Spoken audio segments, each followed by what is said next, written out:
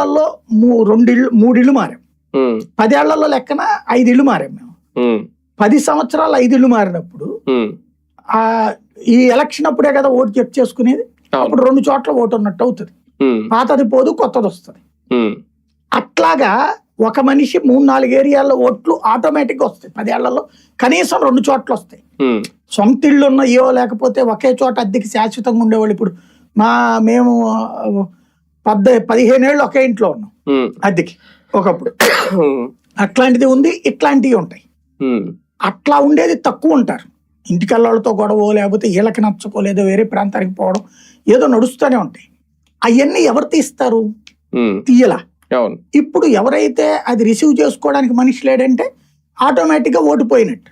ఇప్పుడు అదే తీసేసిన లిస్ట్. ఇంకా నన్ను అడిగితే చాలా వీళ్ళు ఆపుకున్నట్టున్నారు. ఇతర దేశాల్లో ఉన్నోళ్ళు, ఇతర రాష్ట్రాల్లో ఉన్నోళ్ళ ఓట్లు ఆపుకున్నారు. అంటే ఆన్లైన్ లో కూడా ఎమ్యూనరేషన్ సమర్పించే అవకాశం ఇచ్చారు. ఇవ్వడం మూలంగా వాళ్ళు చూస్ చేసుకునే అవకాశం ఇచ్చారు కదా. ఇక్కడ నాకు అదొకటే డౌట్, ఆ రాష్ట్రంలో కూడా ఇస్తే ఎట్లా తెలుసుద్ది ఎన్నికల సంఘానికి అని. అంతే మరి అక్కడ కూడా ఎంట్రీ చేసుకుంటారు వాళ్ళు. అక్కడ ఫామ్ సబ్మిట్ చేసి ఇక్కడ ఫామ్ సబ్మిట్ చేస్తే అప్పుడు 2 రాష్ట్రాల్లో ఉన్నట్టు అవుతుంది కదా. మరి అది ఎట్లాగ తెలుస్తుంది ఎన్నికల సంఘానికి? దేశం మొత్తం మీద ఒక చోటే ఓటు ఉండాలన్నటువంటిది ఏమన్నా అసలు సాఫ్ట్వేర్ ఉందా? అది ఉంటే సెట్ అవుతుంది.